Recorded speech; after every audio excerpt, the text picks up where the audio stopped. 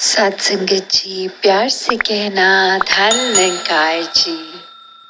आज वर्तमान के ये सत्संग में सभी आनंद लेते हुए ये ही संदेश कि इस निराकार, इस परमात्मा, इसकी जानकारी लेकर हर समय इसको अपने जीवन में देख के भक्ति बनाएं और ये सेवा सुमिरन सत्संग को अपनाते हुए जीवन को आगे बढ़ाएं। तो जो मुख्य बात हर कोई अपने वचनों में यही कि सांसें तो खत्म हो जाएंगी एक दिन, तो जीते जी भी ये ब्रह्म ज्ञान लेकर मुक्ति मिले लें और फिर जीवन के बाद भी इस आत्मा का मिलन इस परमात्मा से स्वाभाविक हो जाएगा। तो संतों ने हमेशा यही बात समझाई कि इस जीवन में किस तरह हर समय की भक्ति की जा सकती है। ये संत मति को अपनाते हुए हर कोई अपने जीवन में जब चलता है तो कोई भी कार्य करते हुए ये भक्ति करनी साथ ही संभव हो जाती है। फिर एक कोई अपनी दिनचर्या में फर्क नहीं लाना पड़ता। वही काम जो पहले भी करते थे वही अब करते हैं, बस अब मन इस परमात्मा से जुड़ा है तो बहुत ही सहजता से सारे कार्य हो रहे हैं। दिल फिर हर समय एक और सोच संतमति के अनुसार है तो पूरे संसार का कल्याण करने का दिल इस मन का करता है। फिर सिर्फ अहंकारी होके, सेल्फ सेंटर्ड होके, सिर्फ अपनी ही एक सेल्फिश, एक अपने ऊपर ही केंद्रित नहीं, फिर ये बात की समझ आ जाती है कि जहाँ ये कुछ घर परिवार दोस्त इत्यादि ये छोटा सा दायरा हमारा नहीं है, ये वासुदेव कुटुंबकम की भावना कि पूरा संसार एक परिवार है। क्योंकि इस हर पूरे जहाँ पे भी ब्राह्मण की बात करें, कण कण में परमात्मा है तो हर एक में परमात्मा है। फिर वो एक भाषाएं चाहे हों, क्षेत्र हों, एक रंग के आधार पे, कल्चर के आधार पे ये भेदभाव होने, ये मन में नफरतें आनी फिर संभव नहीं होती, क्योंकि हर एक में परमात्मा के फिर दर्शन है। तो कौन बड़ा कौन छोटा, कौन अपना कौन पराया, सभी अपने, सभी जैसे हम हैं, हमारे अंदर परमात्मा तो हर एक में भी। तो बात वही, फिर ये इंसानों से भी प्यार होता है। फिर संतों को तो हर समय परवाह अपने से ज़्यादा औरों की होती है। जैसे एक कहानी भी अक्सर हम सब ने बहुत बार सुनी है कि एक बार एक समुद्र किनारे हाई टाइड आ जाती है, वो लहरें ज़्यादा उठ उठ के समंदर तट पे आ जाती हैं और जैसे ही वो लो टाइड हो जाती है, वो पानी नीचे वापस गिरता है, तो वो लहरों के साथ आई हुई मछलियाँ वही समंदर किनारे तड़पने लगती हैं, क्योंकि वो पानी के बहाव के साथ वापस अंदर पानी में नहीं आ सकती अब। तो वही एक बच्चा जो एक एक मछली को तड़पता देखकर उसकी पूरी कोशिश की एक मछली पकड़ के पानी में वापस डाल दिया जाए, फिर दौड़ के आकर दूसरी तड़पती मछली को पकड़ के डाल दे। और वही एक उसका मित्र सवाल करता कि एक एक मछली को तो पकड़ लोगे, पर यहाँ तो बहुत मछलियाँ हैं, कैसे हर एक की मदद कर पाओगे, कैसे हर एक के प्राण बचा पाओगे। तो जवाब वही कि है, चाहे एक को ही मैंने पकड़ के पानी में डाल दिया तो मैंने इसके जीवन में कितना बड़ा एक योगदान दे दिया, इसको बचा लिया। I made a difference to this one.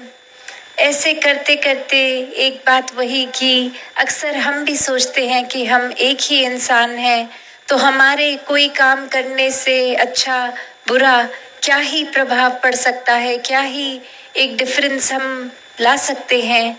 तो बात वही कि संतों ने युगों युगों से यही समझाया, अभी भी समझा रहे हैं कि संसार में अगर हर जगह आग लगी है तो खुद एक आग को बढ़ावा ना देने का काम किया जाए। आग बुझाने वाला काम किया जाए। उसी तरह जैसे उस बालक ने भी, कि चाहे दिख तो रहा था बहुत मछलियाँ पीड़ा में है, पर कैसे ज़्यादा से ज़्यादा कोशिश करके हर एक की जान बचाई। हाँ, हर एक की नहीं बचा पाया, पर जितना उससे हो सका, ऐसा ही सेवा भाव अगर हम हमारे अंदर भी लाएंगे, तो बात वही कि एक संसार में अगर आग लगी है तो जितना भी कंट्रीब्यूशन, जितना भी योगदान हम वो शीतलता देने में लगा सकते हैं, उतना तो दें। इस वजह से खुद को ना एक छोटा मान ले कि हम कर भी लेंगे तो कोई बहुत बड़े दायरे तक नहीं कर पाएंगे।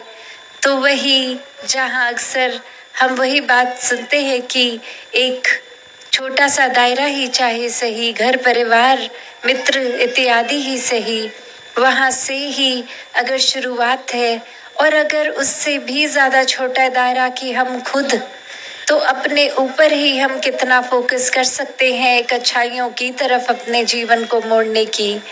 तो जहाँ अहंकार या कोई सेल्फिशनेस की बात है, तो एक अपने ऊपर केंद्रित करने का मतलब ये भी है कि हम एक अपने आप की ही सोच रहे हैं और किसी की नहीं सोच रहे, और वो किस सेंस में है, वो पॉजिटिव है कि नेगेटिव। अगर तो अपनी कमियों के ऊपर सोच रहे हैं, उस लिहाज में एक सेल्फ सेंटर्ड होके सोच रहे हैं कि हम में क्या बुराई है वो समझें और दूर करें, तो वो सेल्फ सेंटर्ड उस तरह होना मुबारक है। और अगर ये बात कि हम किसी का हक लेना चाहें या ईर्ष्या कर रहे हैं, एक अपने लिए सब कुछ हासिल कर रहे हैं, तो वो संतमति के अनुसार नहीं है। तो कैसे भाव वही कि अपने तक सीमित रखना है। अगर किसी की बुराई नज़र में आ गई, उसको आगे फैलाना नहीं है, कोई गॉसिप नहीं करनी, कोई एक उस भाव को नहीं अपनाना कि हमने किसी के बारे में कुछ पता चला है वो 10 लोगों को और बताएं। नहीं, एक संतों का दिल तो इस तरह होता है कि किसी की कमी आ भी गई तो वो खुद को ना नजर आए, और अगर अगले के सुधार के लिए उसको कुछ कहना भी है तो बहुत ही नम्रता से और उसके वाक्य ही शुभ चिंतक के रूप में एक बात समझाने का प्रयत्न। और ये छोटे दायरे से फिर बड़े दायरे में भी संत ही समझाते हैं कि जीवन भर तो एक अच्छे मनुष्य बनकर रहना, संतमति अपना के मानवीय गुणों को अपना कर जीवन बहुत ही सरलता से जिया जा सकता है। पर वो गुणों का रिमाइंडर नहीं, एक गुणों को अपना कर जीना है, और वो गुणों को अपनाना स्वाभाविक हो जाता है जब इस परमात्मा को मन में बसा ले हमेशा के लिए। तो इस परमात्मा के साथ जब जुड़ गए, इसी का रूप हो गए, हर एक में इसी को देखा, तो फिर हर एक के लिए अच्छे भाव ही आएंगे। एक मन हर एक के लिए परोपकारी हृदय, विशाल हृदय बनेगा। तो ऐसी ही भक्ति का करने का, समझाने का तरीका संतों का हमेशा से यही रहा है कि इस परमात्मा को अपना लो तो सब अपने बन जाएंगे। ऐसे भक्ति करना, वो प्रेमा भक्ति, प्यार में चूर होके इस परमात्मा के लिए एक अनुमान वाली भक्ति नहीं कि परमात्मा कहाँ है, पहले परमात्मा को देखकर हर समय अंग संग इस ब्रह्म ज्ञान द्वारा, और फिर ये प्यार होना स्वाभाविक है। फिर इंसानों में मनुष्य गुण आने, मानवीय गुण आने स्वाभाविक हो जाते हैं। फिर संतमति अपने आप ही एक धारण हो जाती है, क्योंकि फिर हर एक का भला इस संसार के लिए, पूरा संसार अपना परिवार मानते हुए, अपना ही एक रिफ्लेक्शन मानते हुए, हर एक के लिए फिर मन के भाव बहुत ही ऊंचे और शुद्ध हो जाते हैं। ऐसी ही भक्ति हर किसी के हिस्से आए। सत्संगत जी, धन निरंकार जी।